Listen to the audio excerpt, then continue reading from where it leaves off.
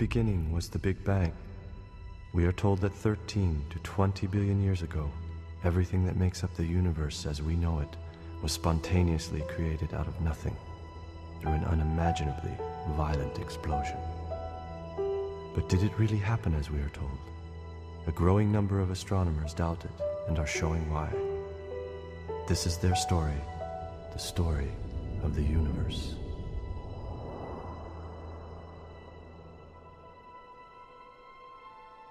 The observational aspects of trying to understand the universe, I think it's reasonable to start about 100 years ago. And about 100 years ago, almost everybody in astronomy, without question, assumed that the whole of the universe was what you could see in the Milky Way. Nobody felt that the universe was any bigger than the stars that you see in the sky, associated with our own local Milky Way. And that was the situation certainly around 1905, times like that. There are well-known people who propounded these ideas. 10 years later, Einstein first proposed his general theory of relativity. Now, when Einstein proposed this, it's a theory of gravity, which means that it's a theory which should represent the whole of the universe, because it's gravitational forces that are controlling the universe. Well, Einstein made this theory around 1915, and he immediately wanted to try and use this theory to explain the universe as it then was, the so-called Milky Way system. But of course, the idea of this was that it was a static system. That is, it wasn't contracting or expanding, it was a static system. And Einstein found that his equations did not allow for a static universe unless he inserted a certain constant in the mathematics, which became known as the cosmological constant. But what happened in the early 1920s was that a very clever Russian called Friedman in 1922 found solutions to Einstein's equations which allow the universe to either expand or contract. Now that was done in the Soviet Union soon after the revolution, and nobody in the West knew about this, I think. But in 1927, a Belgian priest, the Abbé Lemaitre, as he later became, also discovered these solutions. And he went to England, and his work was publicized in Cambridge and elsewhere, and the famous English astronomer Sir Arthur Eddington and others got to know about this, and they immediately began to say, how can this apply to the current universe? Well, in the same period, in 1929, Hubble made what I still believe was the most important discovery in extragalactic astronomy in the last century, or the last century but one. He showed that if you look at the spiral nebulae, the faint spiral nebulae, the shifts in their spectra are proportional to their apparent brightnesses. And this led very soon to the idea that this fitted very well with the expanding universe, and that indeed this is the kind of universe we lived in, that what we were looking at are galaxies, Milky Ways, further and further away from us, and the further away from us, the larger the redshifts, and if that's interpreted in the way that most people would interpret it, this means that they are moving away faster and faster. So this was the original idea. By the 1930s, the front page of the New York Times said, we live in an expanding universe.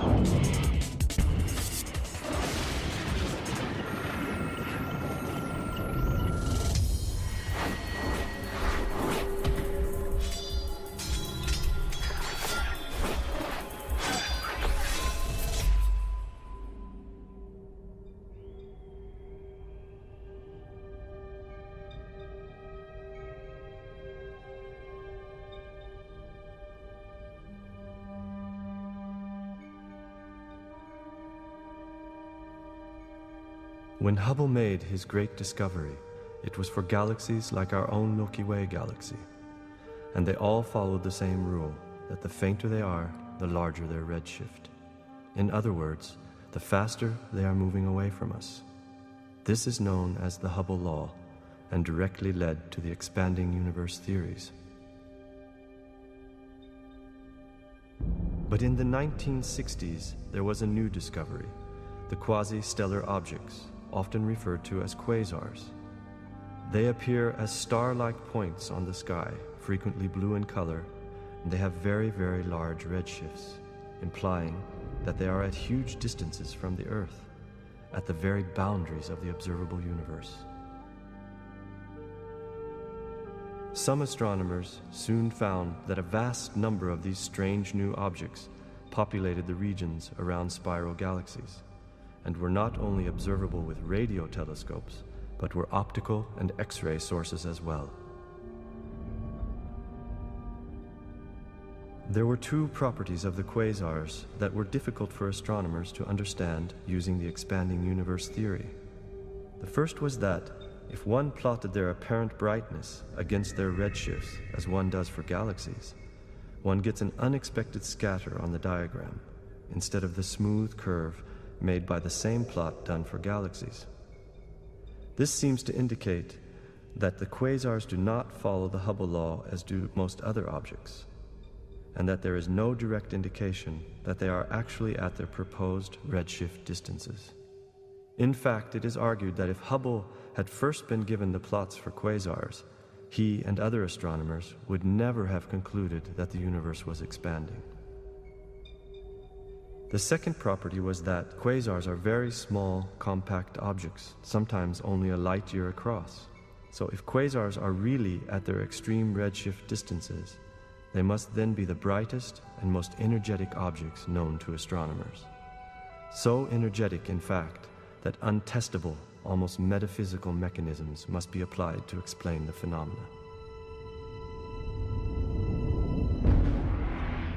On the other hand, when placed at their observed distances, that is, in the neighborhood of nearby galaxies, their brightness and energies become normal, and no special mechanisms need to be evoked. This problem has led many astronomers to abandon the idea that all redshifts are due to their speed of recession away from the Earth. And if this is true, then there is no need for an expanding universe, and the Big Bang never happened.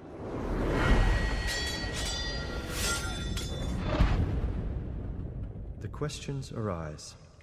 Is there a connection between certain types of galaxies and the quasar? Are quasars ejected from galaxies, and in fact proto-galaxies themselves? Is there some other astrophysical process which can explain the redshift discrepancies? One of the world's most controversial experts on the structure and morphology of quasars, Halton C. Arp, has for 35 years proposed just such an idea. For the heresy of opposing orthodox interpretations of the redshift problem, Arp has had to pay a heavy price, the same price paid by many a scientist with new and innovative ideas. Dr. Arp was forced to resign from his permanent position at the Carnegie Institute of Washington Observatories after the Caltech head of the Telescope Allocation Committee threatened him by saying, unless he changed his line of research, they would take away his telescope time. Due to this fact and his ongoing struggle against the established paradigms, Arp is often referred to as the modern Galileo. I remember when I sent the paper into, the first paper into Astrophysical Journal on the nature of companion galaxies, and I had a lot of them on the ends of spiral arms, so I was sure that they were connected, and I showed that they were systematically redshifted. I sent that in with naive, great expectations that people would be terribly interested and impressed on this. And the editor of the Astrophysical Journal at that time was Subrahmanyan Chandrasekhar, who had a fantastic reputation as a master theoretician and also quite an incomprehensible theoretician, and a tremendously powerful figure in the field, and editor of the Astrophysical Journal, which is probably the most powerful position in the field. And he chose not to, in his wisdom and judicial fairness, chose not to send it to a referee, but he just wrote across the paper, "This exceeds my imagination," and he sent it back to the director of my institute, Horace Babcock, with the obvious implication, you've got to do something about this staff member of yours who's doing these very bad things.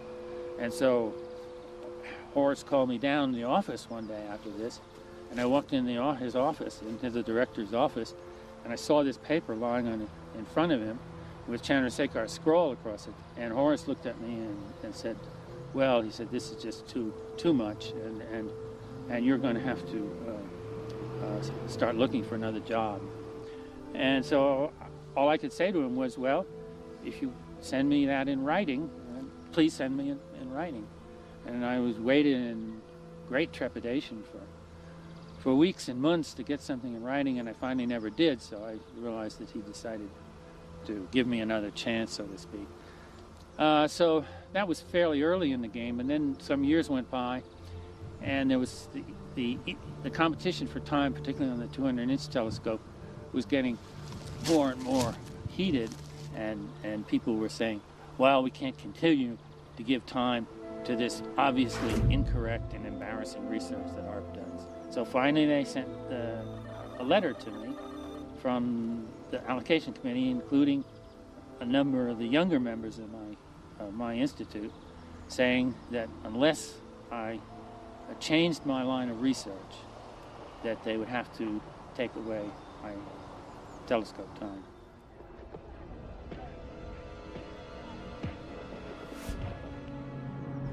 At that point, I considered the situation very carefully, and I figured that the evidence, although a lot more evidence could be gathered and has since been gathered since then, the important thing was not the evidence, because if it was true, it would come out someday. The important thing was the principle of scientific investigation, whether scientists could follow new lines of investigation and follow up on evidence which apparently contradicted the current theorems and the current paradigms. And I also felt that regardless of what happened to me personally, that this was the important issue, and that I had no choice but to resign on the point of this issue, so that if it developed, which I thought it would, that my line of investigation was correct, that people then in the future would say, okay, this was the wrong thing to do, and in the future we're going to have to see that this kind of thing doesn't happen again.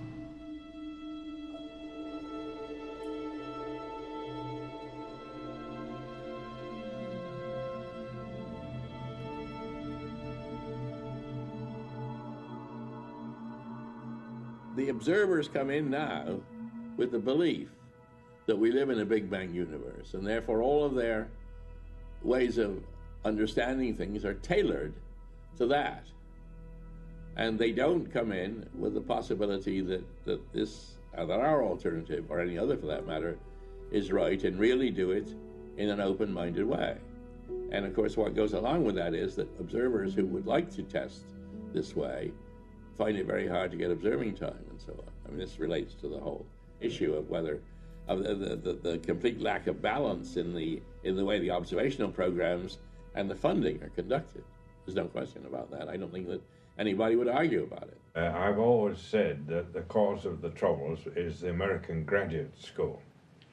You get one person who then lectures to his students in graduate class, and because you have a system, you see, when we had graduated first degree, we were independent. We could thumb our noses at the professor, and in fact the best way to get ahead was to do something that the older people didn't agree with. You're right, that was the way to do it. And but in the graduate school, you all have to learn what you're taught, what the professors are teaching you, and then those people go out and get jobs, and they have another graduate, their own graduate school, and it just tier after tier. You get a few places like Caltech or like Harvard, and they set the fashion for every place. I think there's a problem with graduate education. I think graduate education is not teaching students to think, to be independent researchers. I think it's teaching them to be part of a scientific society. And too much, especially students that are at the so-called elite institutions, I think they're taught too much the paradigm of their advisor. All of us, whether or not we served in uniform, are veterans of a war in which freedom and free government are at stake. Such fullness of knowledge is the direct function of education. Most of us work hard to provide our homes with every possible comfort for our children. We safeguard their health. We strive to set before them good examples of moral living, of manners and deportment. Possibly, we even pamper them. Yet complacently, even carelessly, we commit our children to schools of which we know but little. We cannot meet the complexities of modern life with outmoded school systems. We must keep our educational standards abreast of the swift-moving times in which we live, if we hope to preserve our national heritage and our American way of life, the American way. When I was director of the National Observatory 20 years ago, there was a very well-known astronomer now. In fact, she's just won the Cosmology Prize. That's Vera Rubin. She was carrying out a program at Kitt Peak at the National Observatory of observing faint spiral galaxies with a view to looking to their redshift distribution, their velocity distribution. And this was a program that everybody thought was a good program. And so she'd been given observing time, and at the end of about a year, she had completed about a third of her program. And so she actually wrote a little paper pointing out that she was getting results very different from the ones that were expected. And we had our usual meeting. And when we got to her program, which was an ongoing program, so people just looked it over, the leading extragalactic astronomer on my committee of that day immediately said, well, look, she's getting this result. It doesn't fit. It has to be wrong. I recommend that we stop the program. That was his position. And what was interesting to me was I sat there and listened to this discussion. And the majority of the people, because of his level of knowledge and authority, went along with him. So the recommendation of the committee was that we stop the program. Well, I had the last word, so I ignored it. But most people don't. And the peer review system and NASA itself, which is very conformist, will always do just that. That's one of the reasons why the road ahead is hammered out. As Hoyle said, anytime you point a new telescope at the sky now, you're only going to find what you already know is up there. I have a lot of trouble with the academic world, the same as I do with the Bible Belt. It's the same kind of trouble. It's the same kind of trouble. It's because they get a picture of this world which they are sure is right. Yes, yes. And they hang on to it for all they're worth. But you know, I often point out that I am probably more unorthodox than anyone who has ever burned at the stake. It's illegal now. Illegal burning. It's illegal now to burn somebody to the stake in your backyard. Peculiar galaxy NGC 7603, discovered 30 years ago by Halton Arp, is one of the more striking examples of galaxy-quasar connections. It has recently been re-examined after the discovery of 2 new quasar-type objects embedded in the connecting filament. The renowned optical astronomer Margaret Burbidge has for decades been a central figure in the struggle to bring controversial observations such as NGC 7603 to the attention of conventional astronomers. And for her fairness and untiring efforts in the field, she has become one of the most widely respected women in astronomy.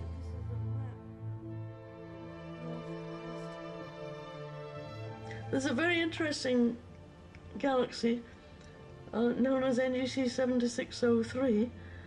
It's a Seyfert galaxy. That means it has one of these active nuclei with strong emission lines and a lot of activity, obviously, going on in its center. And it was studied years ago by Chip Arp in his Atlas of Peculiar Galaxies.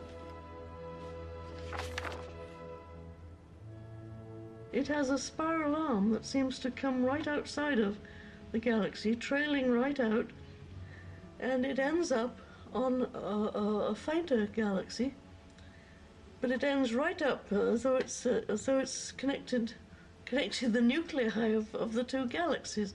In this Atlas of Peculiar Galaxies, which is published in 1966, that was the point of the atlas, and one of the objects, just to illustrate what a peculiar galaxy is this what is now famous NGC 7603, and this is the central Seyfert, which means just a very, very active galaxy with a lot of energy in the nucleus and a lot of explosive energy and so forth.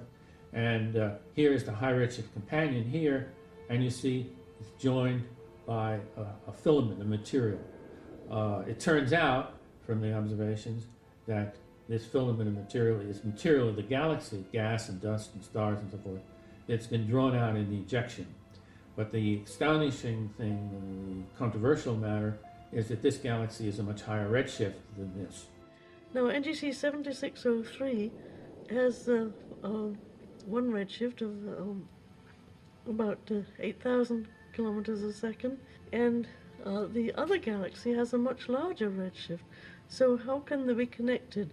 Well, these data were published years ago, and everybody said, well, this is just a chance location of a background galaxy near an interesting foreground galaxy, and that spiral arm has nothing to do with it. It's just the whole thing is just a chance. If you see two objects close together with very different redshifts, you only have one of two explanations. One is, as I say, that a large part of the redshift has nothing to do with distance, and the other is that it's an accident.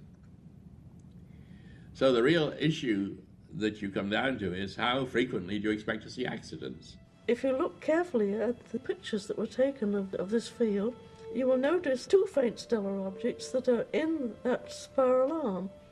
One is close to NGC 7603, and the other one is close to the faint companion galaxy. In the year 2001, when the two young Spanish astronomers worked on this with the Las Palmas telescope, they saw that there were these two condensations, stellar condensations. They looked like quasars, but everybody would have said that they had to have the same redshift as the central galaxy because they were obviously in this filament that had been ejected.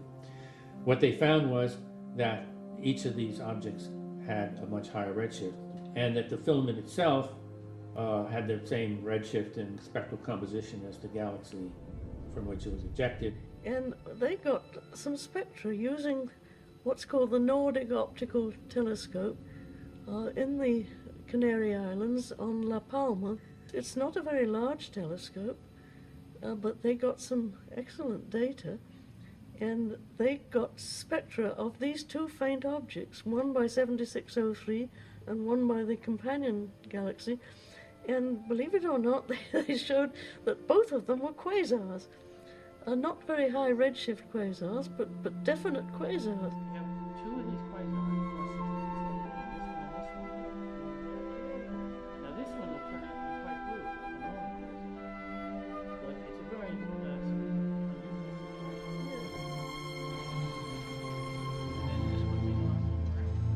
It's a fairly big blow-up. This is a couple of marks I think across. But it looks like it's extended. Anyway, it looks right. So we'll go ahead and move it and then narrow it up.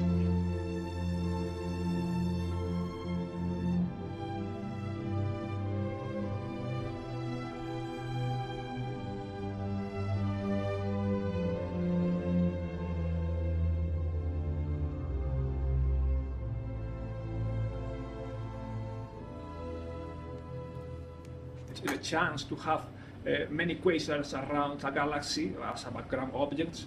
Of course, you have some chance, but these are very, very low, and this is what should be answered. This is what should be answered. NGC 7603 is a very special case of this correlation. You find not only 3 objects with different redshifts in the neighborhood of a major safer galaxy. You also find the filament connecting all of them.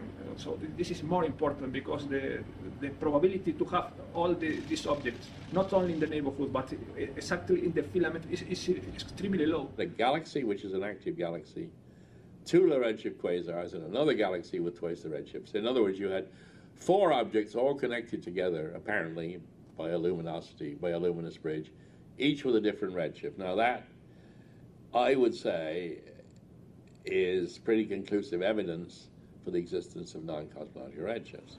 We were lucky because we have found that the object has more controversy than expected.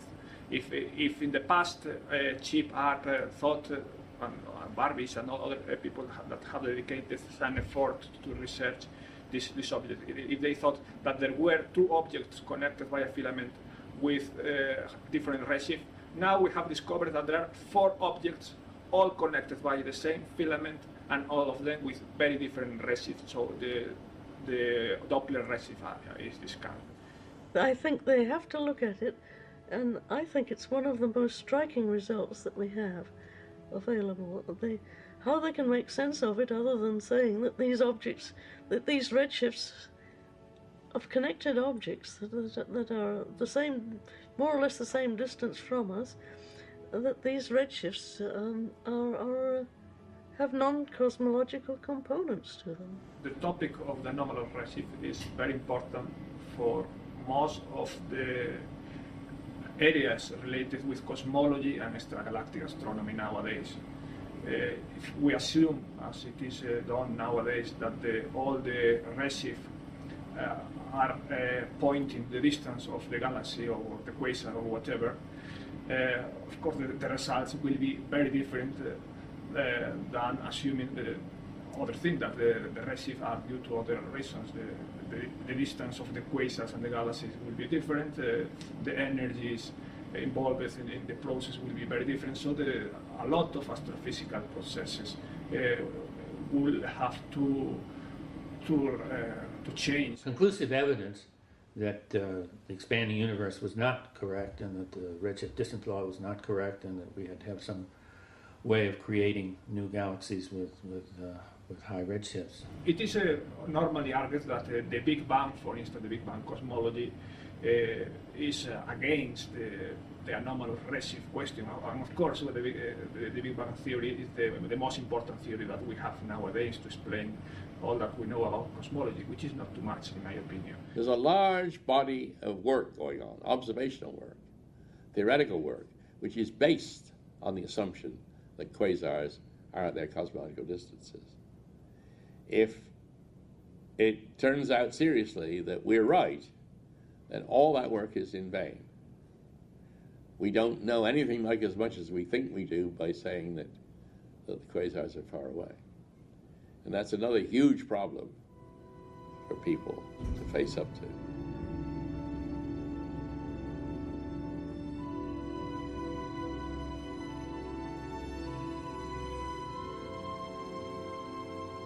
One of the frightening things, I think, for conventional astronomers is to accept the fact, or to realize that these intrinsic redshifts for the quasars and peculiar galaxies and so forth, active galaxies, means that a lot of the things which we thought were out at great distance in the universe are very much closer in. And in fact, you would have to say that what we call the local supercluster is much more crowded and contains many more objects than we previously thought. And then the question comes up, well, what is out beyond the local supercluster, and can we with any certainty identify any objects that are out there? Aware of what of our interpretations, because we cannot distinguish which objects have cosmological redshift and which objects have non-cosmological redshift, then we cannot trust the redshift indicator as a distance indicator. People who work on the origin of the universe, they ought to look at data of this sort, because they've got to understand this. And I've heard good friend astronomers say, well, there's more out there in the universe than we understand. What's really happening in these systems is that the centers of the galaxies are the places where creation is taking place rather than just in a big bang. And so you're looking at all these mini bangs where matter and energy are actually literally being created. And this is an old idea which is not ours. Originally, it was due to the very famous Armenian astronomer Victor Ambatsumian, who only died a few years ago, who also argued that galaxies which appear to be coming apart and objects that are coming out of them are coming out of them. Very simple idea, but Ambatsumian, who was a very well-known theorist, always said you must look at the observations, and maybe if things are coming apart, appear to be coming apart, maybe they are coming apart. Conventional astronomers don't allow things to come apart. They always say there's enough dark matter in the system to hold it together. I've come to the conclusion that what it is that will unseat an established prejudice, a strongly established prejudice, is one observation. One single observation, usually a very simple one. The conclusion was very, very strong just from looking at this picture, that these objects had been ejected from the central galaxy and that they were initially at high redshift, and the redshift decayed as time went on. And therefore we were looking at a physics that was operating in the universe in which matter was born with low mass and with very high redshift, and as it matured and evolved into our present form, that we were seeing the birth and evolution of galaxies in the universe.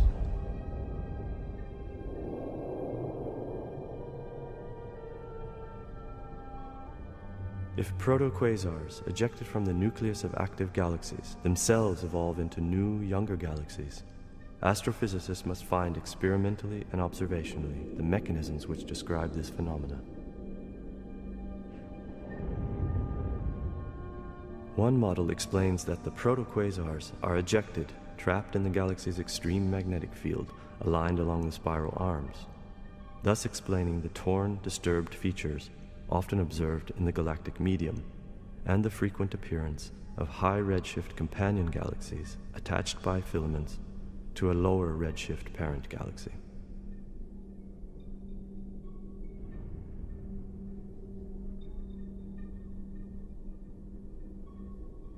The other and most frequently observed alignment is when quasars appear to have been directly ejected out of the galaxy's active nucleus along its line of least resistance, creating a field of systematically high to low redshift quasars, or younger to older evolved protogalaxies.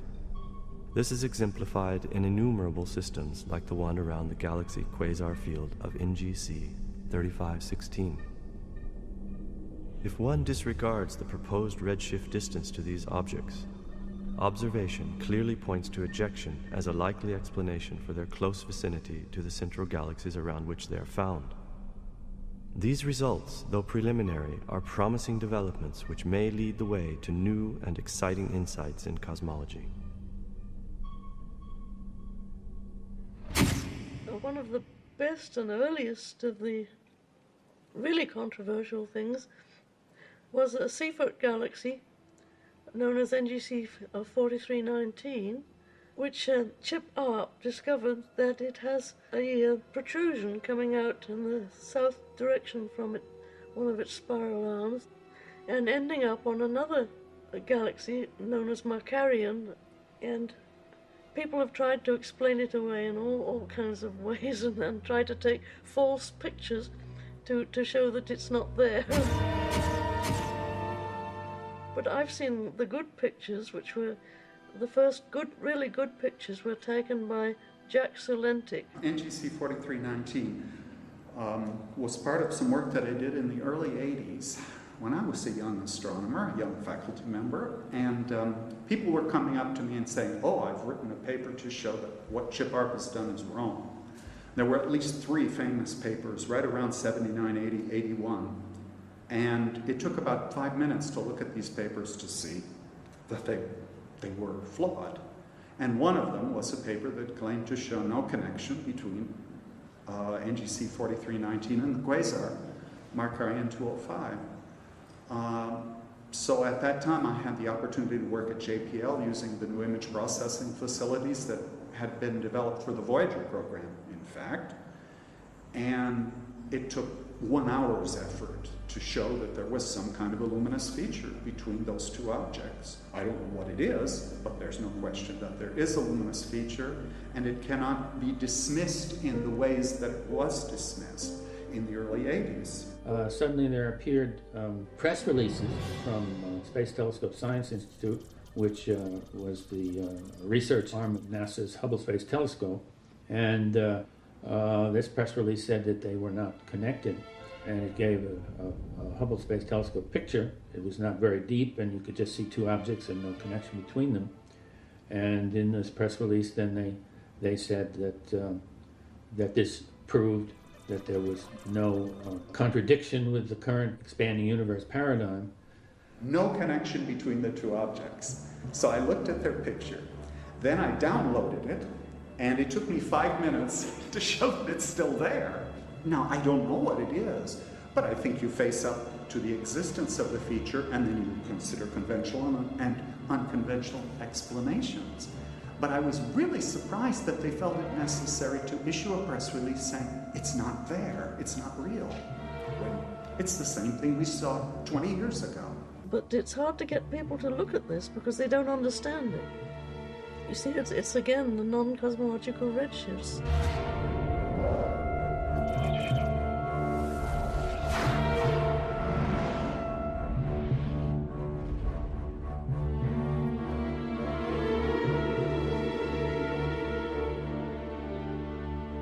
We realized that the people who had been processing the pictures and released it must have known that the bridge was there, and yet they chose to try to convince the public that in fact it wasn't there and that everything was right with the current expanding universe paradigm. It's a strange attitude. I don't understand it as a scientist, really. I think that news release could have generated much more interest in astronomy than many of the more conventional news releases, because people would be talking amongst themselves, gee, what could that be? And then various people could offer scientific explanations. But to just sort of close the door, in a way, you could argue that Chip, or someone like Chip, who believes in an alternate interpretation, I'm sitting in the middle of the bridge, so it could be either way. He should feel strong, because I interpret that as a manifestation of fear and uncertainty. Because if I really had confidence in my paradigm, I'd put it right out there and say, well, yes, there is a bridge there, but it's either this explanation or it's that explanation, but certainly it's not what Shapar says. But instead to just say it isn't there, that's a manifestation of fear, I think. This misrepresentation of the results on a public level, published through a press release from a government-supported institution, which was not refereed and which gave the wrong information, seemed to escalate, in my opinion and my colleagues' opinion, escalate the controversy into a publicity campaign, which was sort of like doing scientific research by press releases in an attempt to defend, as a sort of a last resort, a dying paradigm in physics. I don't know what more one can do than the data are there, they've been got, we have to make sense of it. I think in one sense they think it's bad to, quote, confuse, unquote, the public. Because if you believe in the standard paradigm with all your heart, you know it can't be real. I know it can't be real. You know, if I try to be at all rational within the context of the current Big Bang ideology.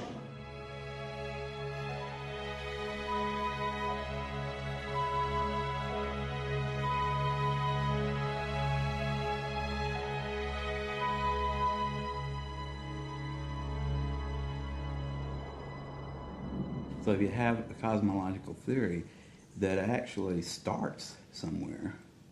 I mean, I knew this when I was 10 years old, I think. I was sitting out in the backyard swinging with my brother, thinking about what would the edge of the universe look like if we got to the edge of the universe. And we both of us realized, even at that age, that the notion was somehow did not make sense. The universe can't have an edge, and it can't have a beginning, because if it had an edge, there has to be something on the other side, right? And if there had a beginning, there had to be something on the other side of that.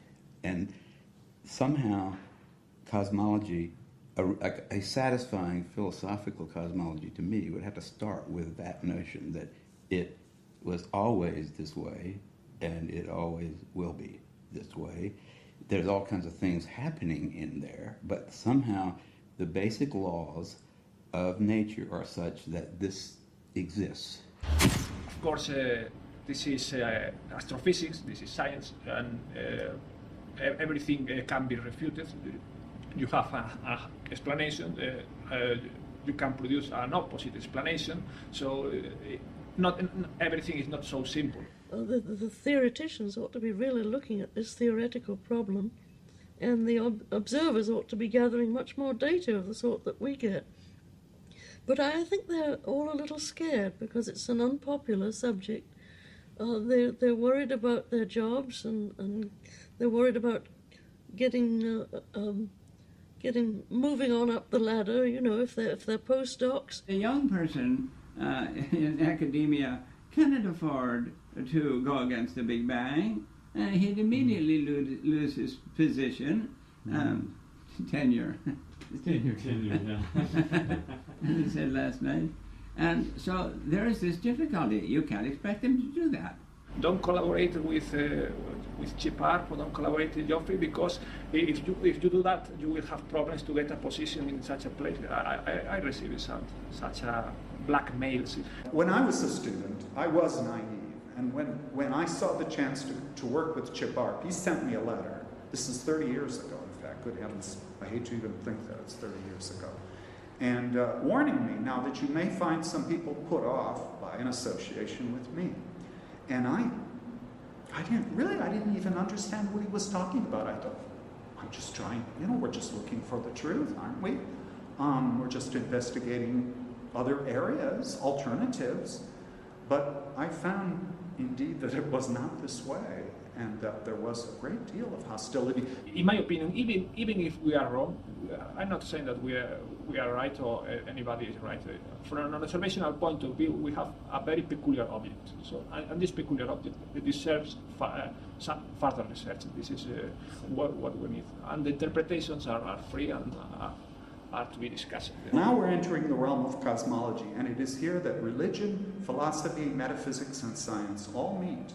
And make no mistake about it, they all play a role in our beliefs.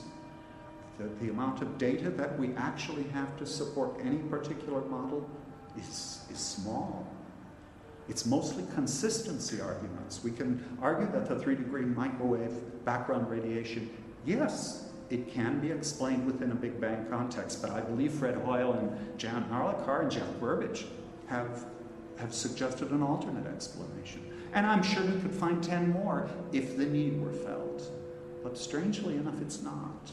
You don't get tenure in a university, you don't get promoted, you don't get recognition by looking too much into unpopular areas. Cosmology is not a science. Has a lot of scientific aspects. We can know many things with the science. We can know how the galaxies are distributed, and this is our measure with the observations. We can know how rich are how many metals are in the intergalactic medium or in some galaxy, and all these aspects are scientific. But with regard to some considerations about the beginning of the universe, this is in some way crossing the barrier of the science and going to something in between the science and metaphysical speculation, in my opinion. Sociology is very important in science.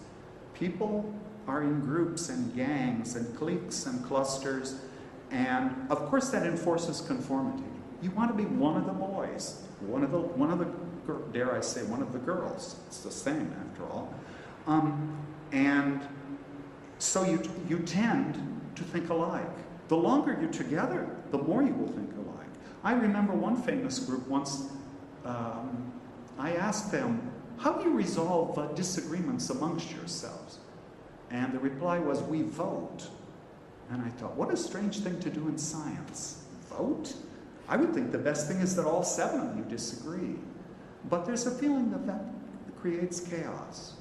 And the argument that we need some common thread or road to follow, for the majority to follow, in order to have some kind of organization to the whole scientific enterprise, there is an argument for that. But when it becomes all-encompassing, so that no other possibilities can even be explored, that is not good. And we're there. Scientific notions take on, they have a lifetime of that really is involved in it gets involved with like somebody's job. It gets involved with, my theories are all in this particular, support this area. And so I don't want anybody in my department actually who doesn't work in that. I wouldn't want somebody in my department who was working in a very different side of things, like the steady state big banger kind of thing. If you were a steady state person, you're at this point you're feeling a little bit, paranoid anyhow, because most people said, hey, they found, Penzias and whoever he was, Arno Penzias, and the guy found there was the sky wasn't dark. There was a tiny little bit of light. The cosmology as a science has begun 1 century ago with Einstein theory. So in 100 years, you cannot produce a theory of everything. This is crazy. Even from a philosophical point of view, historical point of view, we have begun 100 years ago. In 1920, we thought that the Milky Way was all the universe. And now you want to produce the belief that in 80 years or something you have produced the theory of all the universe from the beginning to now. This is somewhat incredible, and not very objective. The Big Bang is predicated on the assumption that from a point of view of physics there are no surprises in store for us, which is very unlikely. When you start using words like infinity and perpetual and steady state and all those kind of things, you're really using a vocabulary that was formed here in a quite limited sort of part of the vastness of everything, right? I mean, we developed that vocabulary as a way of finding food, mates, building shelters, that sort of stuff. We didn't develop that vocabulary from vast knowledge or need to know about how the universe works. We're at the level of where the observations are clear, in my view, but the theory is not. And one of the things that you find in science, and particularly in astronomy, is that people find it very hard to believe in observations if they don't have a theory, if they don't have a theory ready to explain it. We also need theoreticians. Observations without any theory don't work. And theory without any observations certainly don't work. And the problem is to get them together. The problem is to get them together. We need some glue.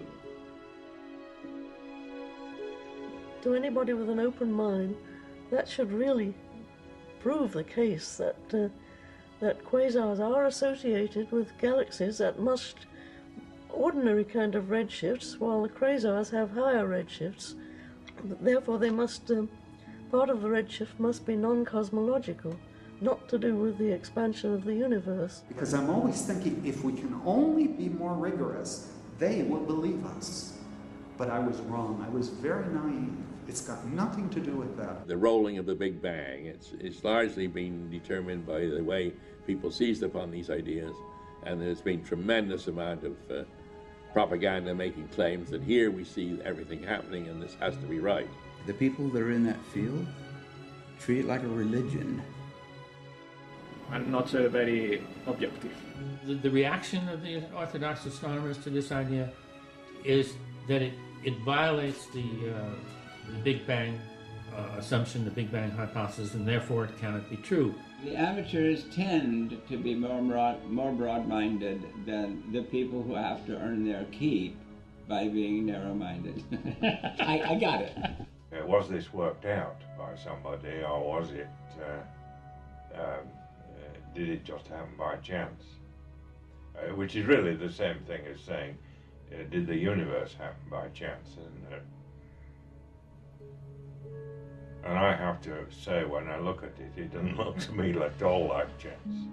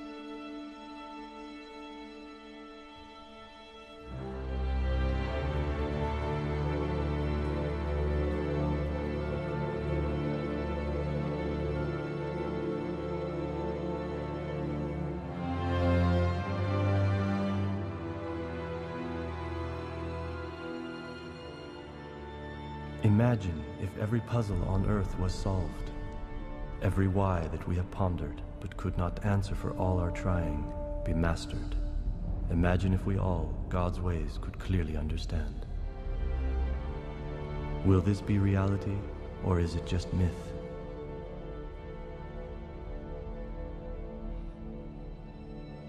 Our thinking is like the streaming colored lights, flames flickering across the dark northern night. It was dark before we started thinking, and it will be dark again if we stop. Some claim that most questions in nature have been answered. Others think that we have only just begun asking. This is their story, the story of the universe.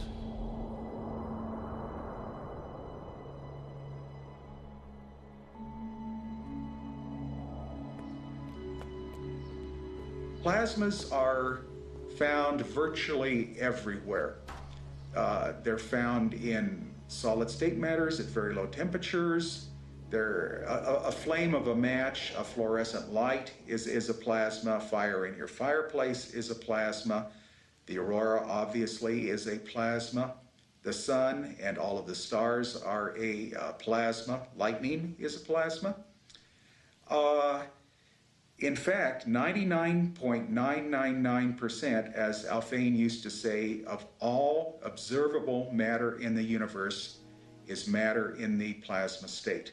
A plasma is an ionized gas. It means a gas consisting of charged particles rather than neutral particles, which is the constituents of a normal gas. The charged particles are electrons and atoms that lack electrons. So it consists of negative and positive particles that interact with each other by means of electric and magnetic fields. The term plasma, as applied to electromagnetics, was first coined in 1923 by the Nobel laureate Irving Langmuir to describe the experiments that he was doing at the time.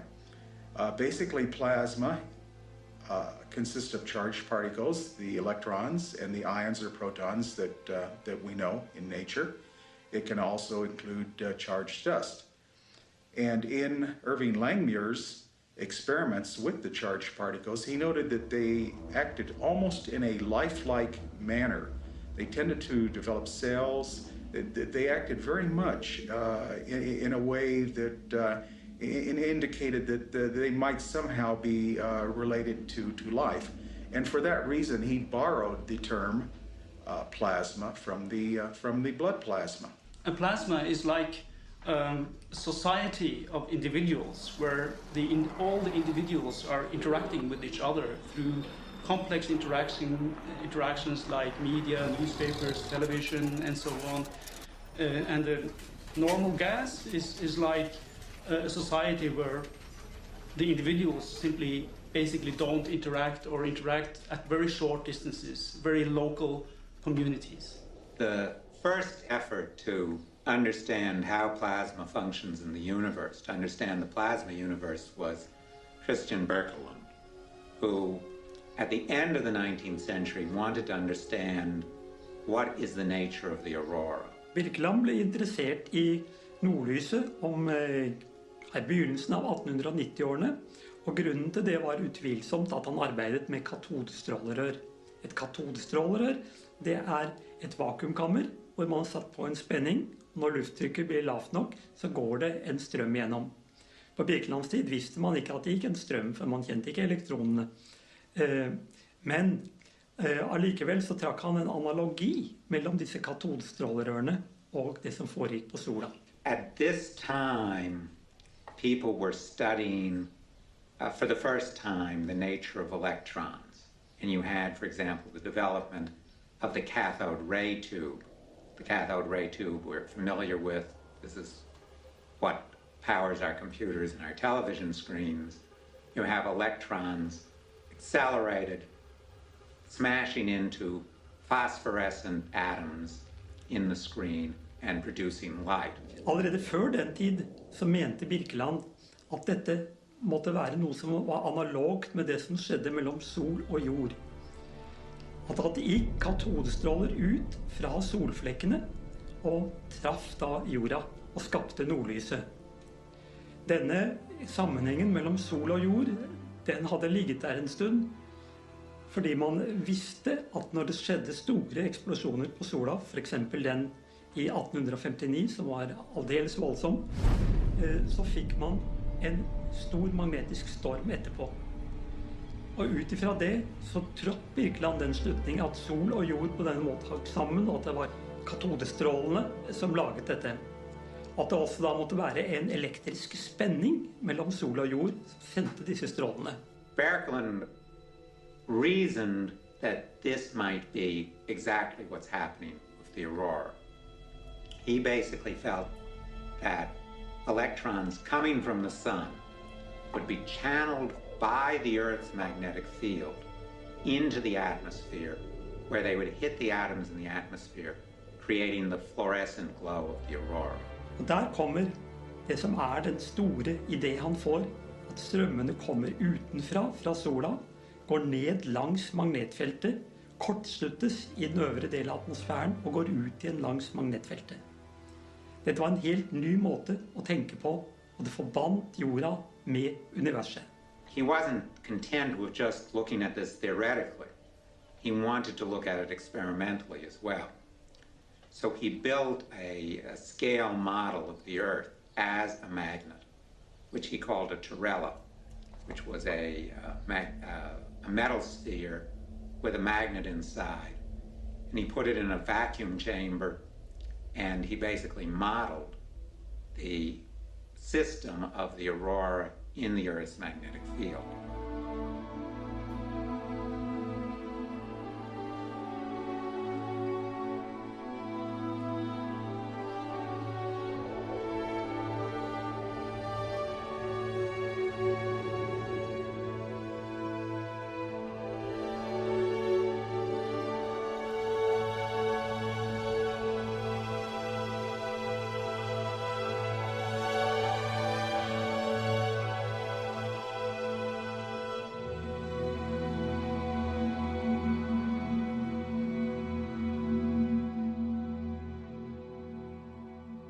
Typisk for Birkeland var hans metodiske framgangsmåte i vitenskapen.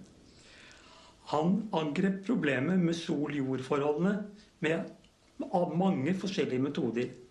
Han angrep den teoretisk. Han var en god matematiker selv, men han fikk inspirert Carl Sturmer, en av hans yngre kollegaer, til å begynne å beregne hvordan disse partiklene beveget seg fra sol til jord. Han gjorde eksperimenter i laboratoriet for å se disse strålene, bygget disse terrella-kammerne med en magnetisk jord inne i vakuumkammeret, og hvor han da kunne se hvordan partiklene beveget seg fra sola gjennom jordens magnetfelt og landet på jordoverflata, da helst i polområdene. Han gjorde statistikk på dette, forholdet mellom sol og jord, og ikke minst, han gikk ut i felten for å observere tingene. Birkeland's way of thinking was in direct opposition to what I would call over-specialization in science. He was doing a lot of different things, taking patents. He was thinking about cosmology and about small practical things. He was creating industries and so on. And I think the main power in his ideas when it comes to inspiration is in particular this aspect. Han utvilsomt en av pionerene når det gjelder å bringe elektromagnetiske krefter og plasma inn i kosmologien. Og mange i dag har anerkjent ham som den pioner han var på det feltet. Og hans ideer om hvordan strømsystemene i jordas magnetfelt, i jordas magnetosfære det tilhører de klassiske ting i den moderne magnetosfærefysikk.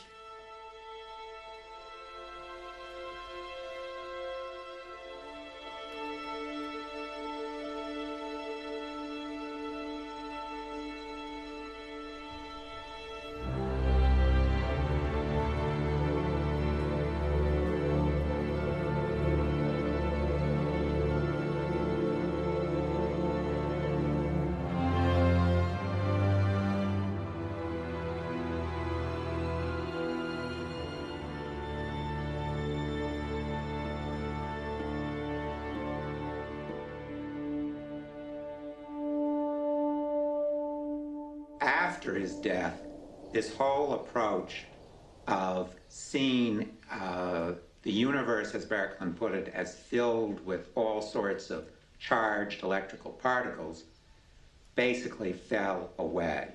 He didn't have descendants, intellectual descendants who would pursue this avenue of approach. Etter Birkelands tid så oppstod det en annen idé om at disse strømmene var skapt av rent horisontale, gikk rundt i horisontale baner i atmosfæren. Og det var først og fremst Sidney Chapman fra England som var talsmann for dette.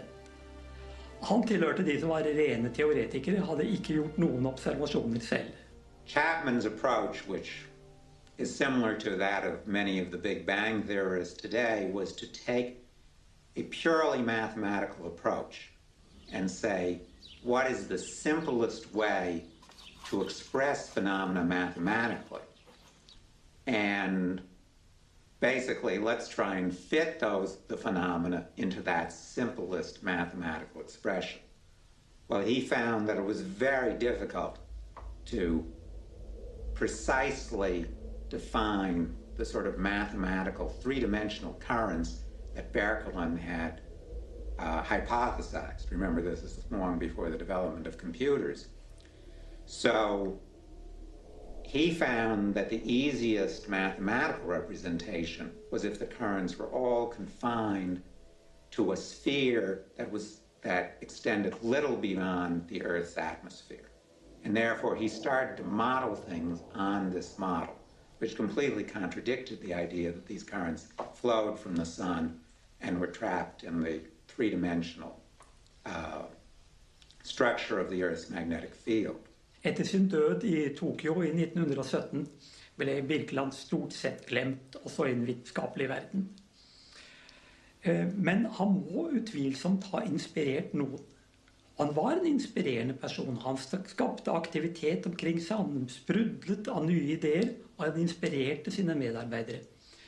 Han inspirerte utvilsomt også noen i sin ettertid, og en av dem var Hannes Alfvén i Sverige, som grep fatt i Birkelands ideer om vekselvirkning mellom jordas magnetfelt og universet, og utviklet sin magnetohydrodynamikk, og kom i sterk opposisjon til Chapman på grunn av det.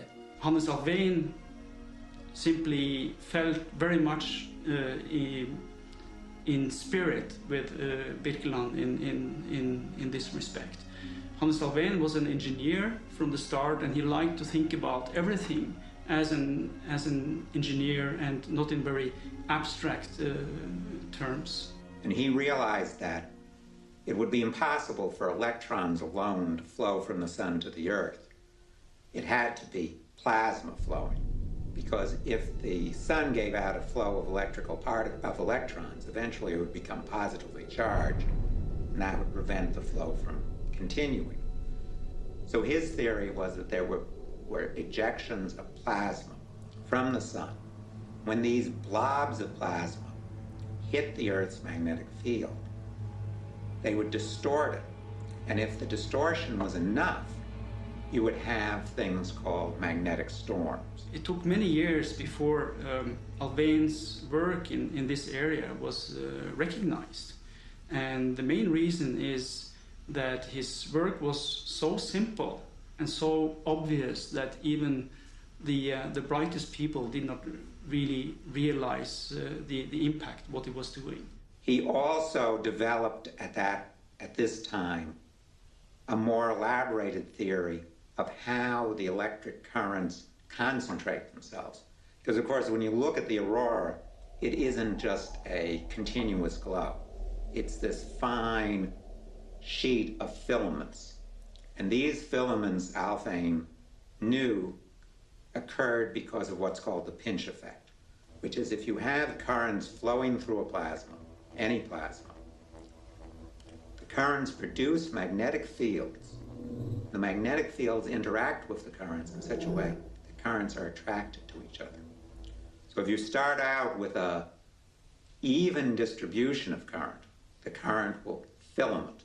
It will become tiny concentrated filaments of current pulled together by their own magnetic field. The essence of magnetohydrodynamics is to boil down the very complicated motions of plasma particles in magnetic fields into a simple model that visualizes the plasma as a fluid that is electrically conducting. So it simply is a fluid where currents are allowed to flow, and the currents are interacting with the electric and magnetic fields and dragging the fluid with it. Another way to see it is that the fluid is dragging the magnetic fields with it. And this simple picture, to visualize things, had an enormous impact on how we could understand phenomena in space. So he developed this pretty elaborated theory, which was compared with both laboratory experiments and observations of how the aurora works. But Chapman was still the dominant theorist, and Chapman completely rejected his theories and in fact wouldn't even discuss it with him. Det viser seg at det ikke er mulig å skjelne mellom de to ideene på rent observasjonsmessig grunnlag på jorda. Vi måtte ut i verdensrommet for å avgjøre hva som var riktig. Og det var det som skjedde utover på 1960-tallet, hvor man oppdaget at det faktisk gikk elektriske strømmer langs magnetfeltet, og man kalte dem Birkelandstrømmer. Johannes Alfvén is generally credited as being the father of modern plasma physics. And he was, of course, awarded the Nobel Prize in 1970 for his extremely varied work in plasma physics.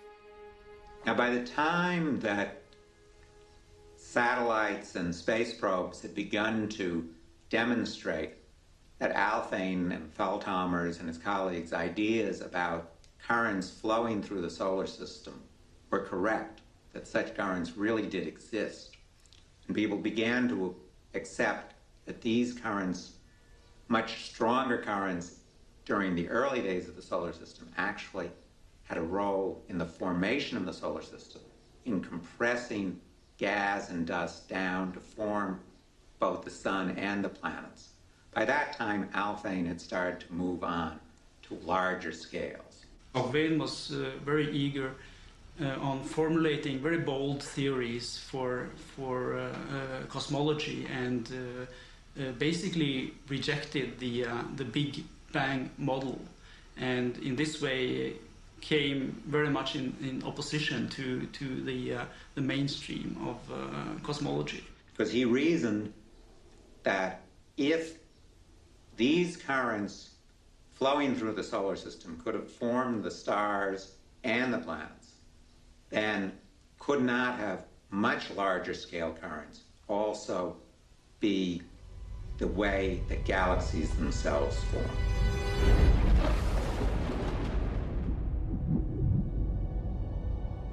Some people have said that science is a method for asking questions of nature. And if that's true, then we can say the Big Bang supporters are people who won't take no for an answer. Over the last 2 or 3 decades, the Big Bang theory has become increasingly more and more speculative. One expects from a scientific theory definite predictions which can be tested by observations. If the observations disprove the predictions, the theory is supposed to be disproved, and it should be modified or abandoned. In science, we work from observation, from empirical observation that starts in the here and now and works outwards and backwards.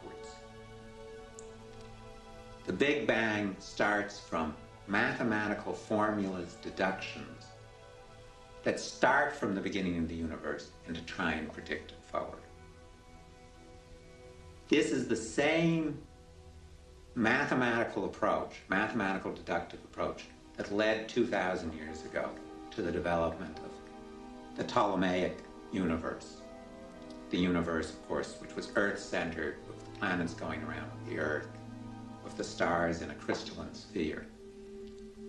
What these theories have in common is that they try and derive what should be the universe based on what perfect principles we can develop, what God should have made the universe to look like. And then they try to fit the universe into that perfect framework. However, what has happened over the years is that whenever observations have come up which don't agree with the predictions of the Big Bang theory, the theory adds an extra assumption which is not at all tested, which is not at all resting on conventional physics, and simply assumes that that must be true.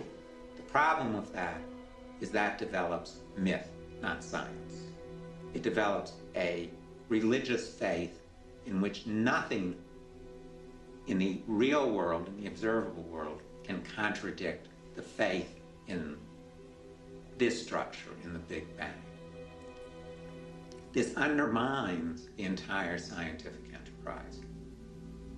The reason science has been valuable to human beings is because it allows us to predict nature in such a way as we can use nature in a predictable fashion in technology.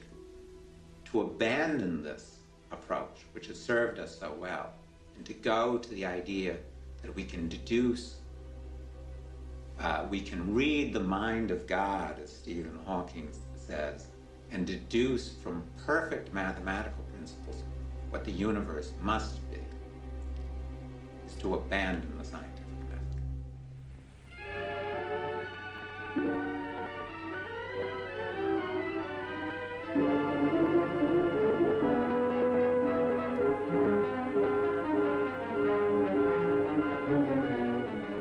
There are those who would say that the story which follows could happen only in a dream.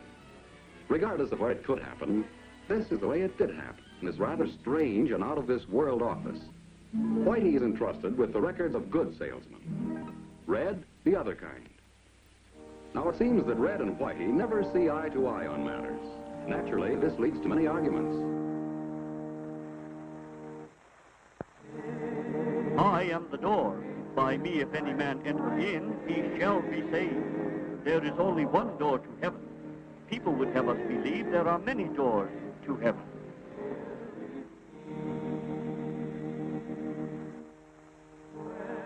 No one can enter with a heart of unbelief.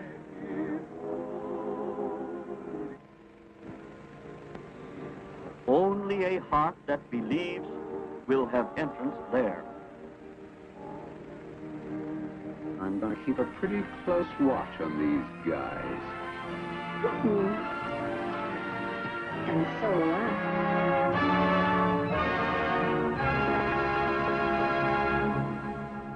This idea of the Big Bang, which did originate at the beginning of the 20th century, the reason why it is so widespread nowadays is that it has a deep connection with the biblical creation. Instead of saying that the universe was created by God like 4,000 or 6,000 years ago, they now say it was created 10 billion years or 20 billion years. So for most people, and also for many scientists, they see a connection between this creation which comes from the Bible and this scientific point of view. In 1952, in August 1952, we had a meeting of the International Astronomical Union in Rome. And we were received by the Pope. The Pope was then Pius XII. And Pius XII made an address to the astronomers. And this address was very clear. He said, oh, the Big Bang is the Fiat Lux, and how beautiful is the astronomy, how it proves that the greatness of etc., etc., etc.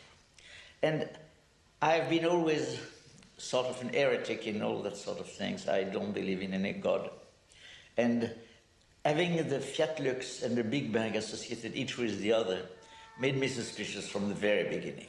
Nowadays, the majority of the physicists and astronomers, they believe and they work with the point of view of the Big Bang, according to which the whole universe did originate out of nothing, like 10 or 20 billion years ago, in a Fiat Lux, in a moment of creation.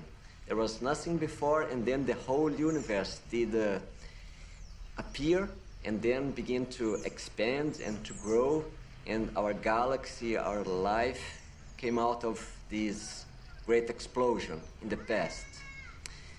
But I myself, I had always problems with this point of view because they are somewhat against the principles of physics, the most basic principles of physics, which are related with the conservation of matter and conservation of energy. I forgot completely about the Big Bang because it just didn't interest me to look in those distant things of which the physics was rather vague and difficult to observe.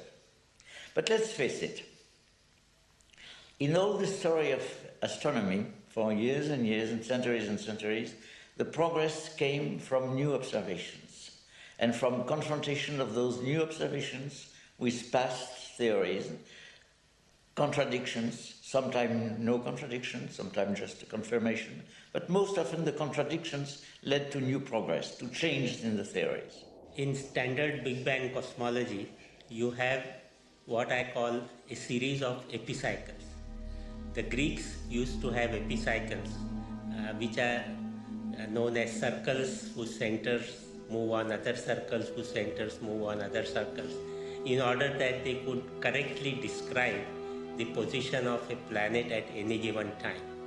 They found that in some cases they had to introduce many circles before they could get anywhere near the reality. These epicycles are the assumptions that have been put in ad hoc into the theory from time to time. The way that the Big Bang has handled the cosmic microwave background is a very good example of how this process works. When the cosmic microwave background was discovered in 1964, this very smooth, even radio radiation coming from all directions at once, the smoothness of the microwave background was considered a proof of the existence of the Big Bang. Only a universal explosion, they argued, could create this smooth, even background. Now, this is not necessarily so. Actually, the 3-degree radiation, to me, has not a cosmological value. It is observed in any cosmology. In any cosmology, you can predict the 3-degree radiation. So it's a proof of no cosmology at all if it can be predicted by all of them. There's no explanation at all of the microwave background in the Big Bang theory. All you can say for the theory is that it permits you to put it in if you want to put it in. So you look and it's there, so you put it in. It isn't an explanation.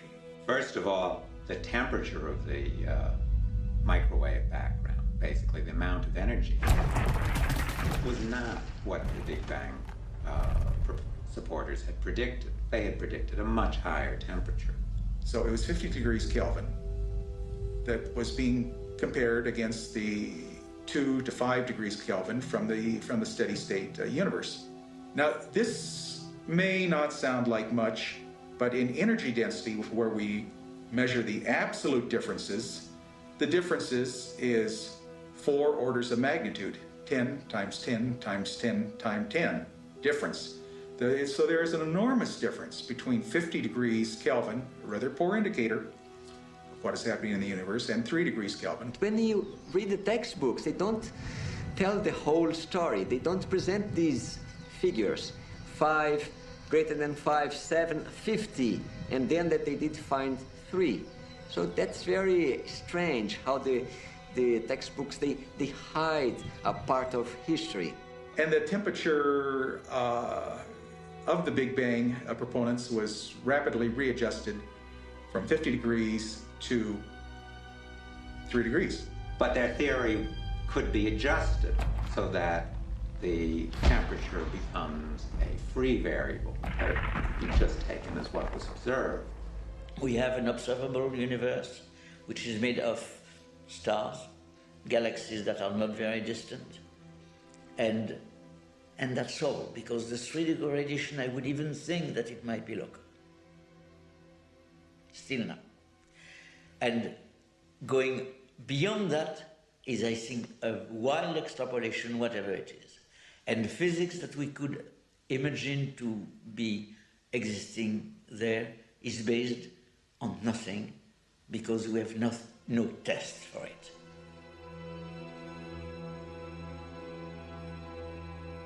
Although Big Bang advocates claim the discovery of the cosmic microwave background radiation as conclusive proof of their theory, History actually shows that there is a long line of well-hidden predictions previous to those made by Big Bang theorists.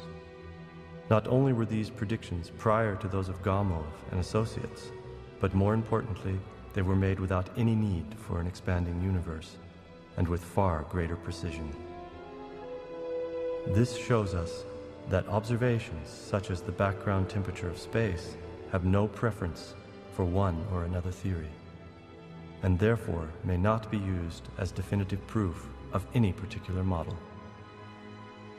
The fact that a theory is able to describe an observation does not mean that the observation proves the theory.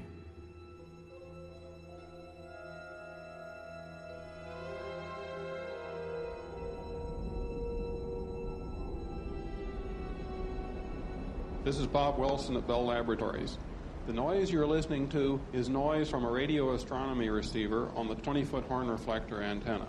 This is the original instrument with which Arno Penzias and I discovered the cosmic microwave background radiation in 1965. This radiation comes from all directions and has a thermal spectrum. It sounds, therefore, very much like the noise you would hear on an FM set or a TV set which is tuned to an unused channel. Unfortunately, only about 10% of the noise you hear is coming from the cosmic microwave background radiation. The instrument is contributing about 22 degrees of noise. The Earth's atmosphere is contributing another 4 degrees. Our Milky Way galaxy is contributing 1, and finally the cosmic microwave background radiation, another 3 degrees. When you say that the microwave background is a perfect blackbody radiation, that means it is completely thermalized. The theory of blackbody radiation tells you that that is the ultimate state of radiation when all information of sources from where radiation came has disappeared. Because thermalization means that it's completely smoothed out, wiped out its sources.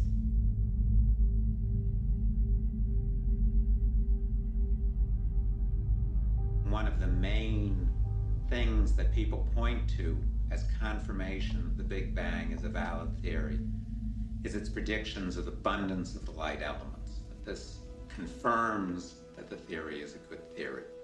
But in fact, it doesn't.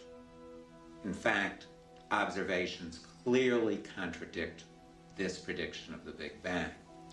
Big Bang predicts the abundance of 3 elements: helium, lithium, and the isotope deuterium, which is the heavy isotope of ordinary hydrogen.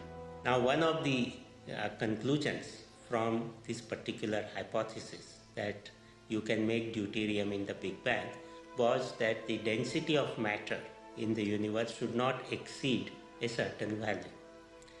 Now, over the years, in the 1960s, this seemed to be holding out. 1970s, it seemed to be holding out. But by 1980s, it had become clear that the universe has considerable amount of dark matter, which is not included in these calculations. Now, if you include all this dark matter, you exceed the limit that deuterium abundance has put. That means if you assume that all the dark matter is present, then you could not have made deuterium in the amount that is observed in the universe. So this was a way of saying that the Big Bang prediction was wrong. To determine the density of the universe and see whether this is consistent. If the theory is right, the density of the universe determined from deuterium abundance, the one determined from lithium abundance, and the one determined from helium should all be the same number. There can only be one density of the universe. While actually that's not true. Again, these are gross contradictions, and yet again, it doesn't cause the abandonment of the theory. Big Bang theorists simply say, well, there must be something that we don't understand about the evolution of lithium, about the evolution of deuterium, and even though these predictions have steadily diverged over the course of time. But what did the Big Bang proponents do? They wanted a way out, so they said that this extra matter, which is proving to be awkward to fit into the framework, has to be a strange kind of matter, which is often called non-baryonic matter. Non-baryonic matter is basically matter which is not made of protons, neutrons, and the kind of elements that we are made of here on the Earth, or which we see in the stars or in the interstellar medium.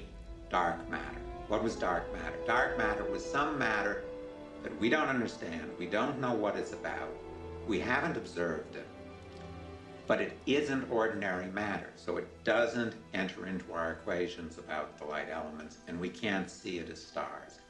But dark matter is 90 or 99% of the mass of the universe. This is what we call in science a fudge factor. When your equations don't work out, you just write in this little plus something. Well, in this case, this was a humongous fudge factor because it was 90 or 99% of the universe. And you have to not only postulate that this matter has to exist, but it has to exist in quantities much greater than the amount you see of ordinary matter. And I should emphasize that people have looked for dark matter. People have looked for dark matter since it was proposed 20 years ago. Axions, WIMPs, little particles that are supposed to be floating around in space that we should, in theory, be able to observe as they pass through the Earth. Dozens of experiments have looked for these particles. Not one has been found. Again, this should be a contradiction. The way science works, you make a prediction, observation contradicts it, the theory should be rejected. But that hasn't happened. And the epicycles don't end. There's a problem with dark matter, even theoretically. Even though we can't observe it, there's still a problem with it, which is dark matter slows down the expansion of the universe. So the length of time that the universe has existed, the length of time since the Big Bang, should be shorter than what's indicated just by linear expansion. The problem is it's too short. The prediction of the cold dark matter theory is that the universe should be about 8 billion years old. Well, that's a big problem. We can determine the age of stars in our own galaxy, in the oldest globular clusters, both based on very well confirmed theories of the nuclear evolution of stars and spectroscopic observation. And the stars in our galaxy are 13 or 14 billion years old. So it's very embarrassing to have 14 billion year old stars in an 8 billion year old universe.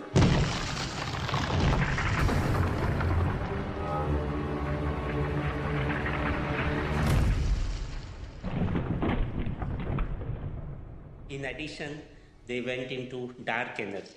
Now, why did dark energy come in? Because if you take the present value of the cosmological constant and the cosmological constant which came out of inflation, you find that they are not the same. Not only they are the same, but you have to find that the difference lies in something like 108 orders of magnitude. Now, can you imagine a physical theory getting the answers wrong by a factor 10 to the power 108?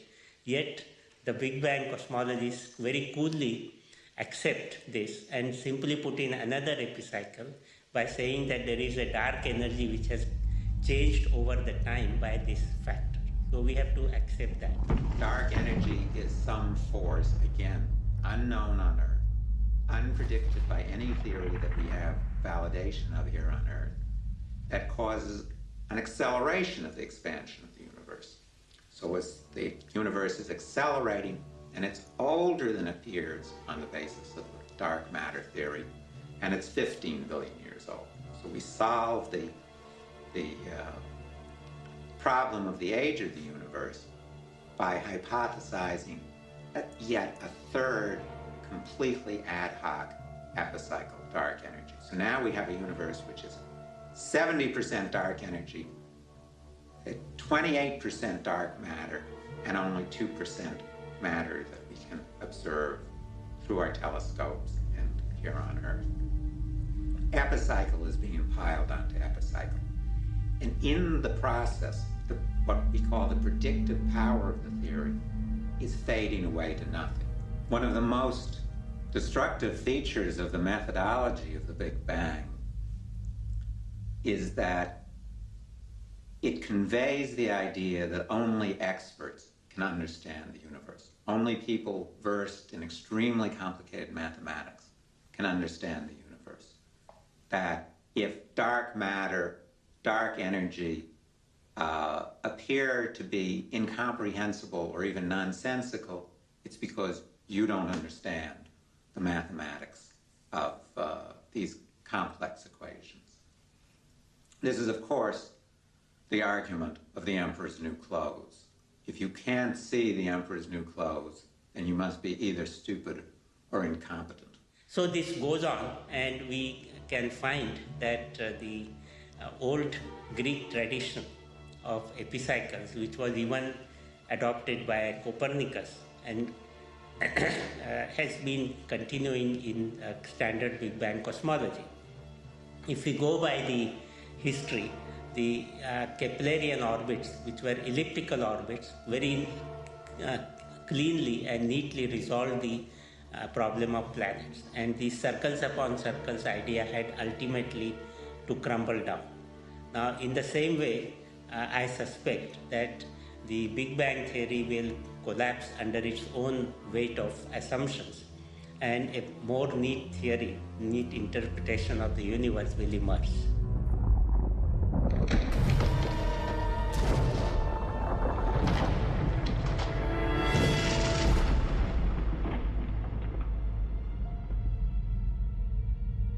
Does this mean that the age of the universe is not what Big Bang theorists have implied? Could the universe be eternal after all? How much are cosmologists really able to know? We are now in a stage which can be called a plasma universe. And we are simply not privileged to know what stage the plasma universe evolved from. We do not have privilege to that information. We do not know. We will never know. And this is one major difference between the plasma universe cosmology and the Big Bang cosmology that claims to be closing in on the final answer. The universe described by plasma cosmology is quite different. Here we are talking about a universe with no beginning and no end, an infinite universe, continuously evolving, an evolution that is continuously increasing at an ever-rapid pace. It is a universe in which there is a coherence between what we can understand in the here and now on Earth and what we can understand in the rest of the universe.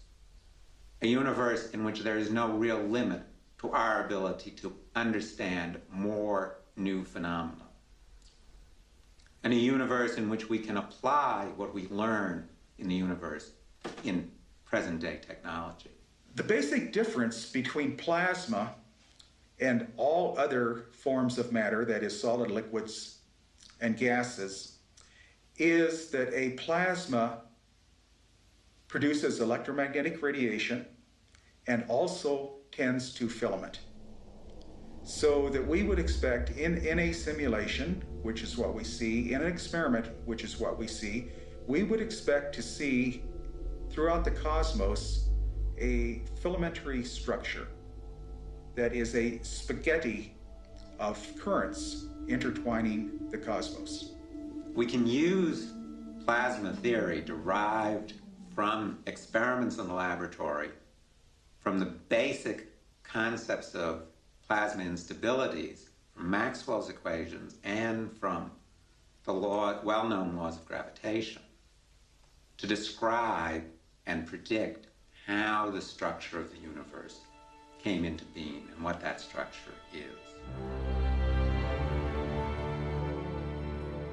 So the key question is, how could this structure come into existence? Now, in the Big Bang theory, the universe starts out extremely homogeneous, very smooth. This was direct contradiction to the plasma universe that insisted that the universe overall must be filamentary. But what we have today is extremely clumpy matter. When I talk about these huge voids, the structure of voids, the matter inside the voids is less than 10%, perhaps less than a few percent as dense as the average. And the matter in the walls of these voids, where these filaments of superclusters of galaxies are located, is 10 or 20 times the average. So you have extreme clumpiness. Now, what's the problem for the Big Bang to explain this? There's a huge problem.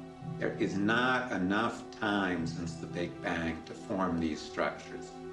These structures are older, much older, than the time hypothesized since the Big Bang. Now, again, in interpreting the observational information, we can again go to the laboratory, which we are privileged to diagnose in any number of ways, in any number of directions, and run any number of experiments, which you can't do with the universe. But we also turn to the supercomputer simulations. Now, what a simulation does is that it allows you to model the plasma, regardless of size, put in the rather few basic initial equations, and then follow the simulation through its various nonlinear stages and the different morphologies or shapes that the plasma will take. In Tony Peratt's simulations, as the current spirals into the center of the galaxy, turns around and moves out along the axis of the galaxy. In that central area where the current is extremely concentrated, there seemed again the potential for violent events. And Alfvén and Peratt raised the question, couldn't this be a way of explaining the extremely violent events that occur in the center of galaxies that are known as quasars, in which huge amounts of energy are released in what, by astronomical terms, is a relatively small amount of time. That is, millions of years compared with the billions of years galaxies exist. Initially, the time frames shown represent 1 billion years or so, but now we're going to carry it out for 10 billion years to see what happens to these double radio galaxies or quasars as the two filaments have evolved into. And you'll see that the tails start to elongate, and fairly soon you're going to start to see a spiral structure. And as we get closer to 10 billion years, the end of the movie, you will see that we have formed the shape, the morphology, the shape of a spiral galaxy. Now, Alfvén developed a number of concepts that were critical to the whole understanding of the plasma universe. First of all was the basic concept of scale invariance in plasmas. That means there are certain phenomena in plasmas that don't change regardless of whether you're dealing with a laboratory scale of centimeters or a solar system scale of millions of kilometers or a galactic scale of hundreds of thousands of light years. What that meant was that time scales the same way as distance does. So not only does this mean that the phenomena of the cosmos can be studied in the laboratory, but because of time compression, phenomena of the cosmos are essentially transient phenomena. It's funny to think of a galaxy lasting billions of years as a transient phenomenon, but it's analogous to events in the laboratory that last only millions of seconds. Another way of putting it, the plasma universe is extremely dynamic. It's not going to be hypothesis. We've moved further than hypothesis. We've definitely gone into the second leg, the analysis, and we're well towards the third leg. Now, we haven't reached the third lake, of course, and perhaps, well, you can't with the universe because you can't experiment with the universe itself. Now, of course, we, like Alfvén, his idea, indeed you can determine what's happening in the universe in an experiment, but as far as producing universes, well, we're not going to do that. So we're going to do the best we can in the laboratory. The universe that the Big Bang envisions and the universe of plasma cosmology are very different universes, and they have very different implications, and they cohere with very different ideologies of what is happening here on Earth. The Big Bang theory will collapse under its own weight of assumptions, and a more neat theory, neat interpretation of the universe will emerge.